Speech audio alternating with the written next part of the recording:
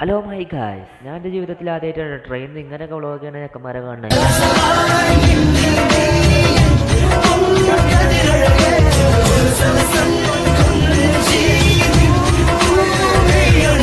ഞാൻ ട്രെയിനിൽ രണ്ടാമത്തെ റീലിട്ട് ഭയങ്കര ലോക്കൽ ഗുണ്ടകൾ മാത്രമേ കണ്ടിട്ടുള്ളൂ. ഇത് പുതിയ ലോകമാണ്. ഇവിടുത്തെ രീതികളും പുതിയതാണ്.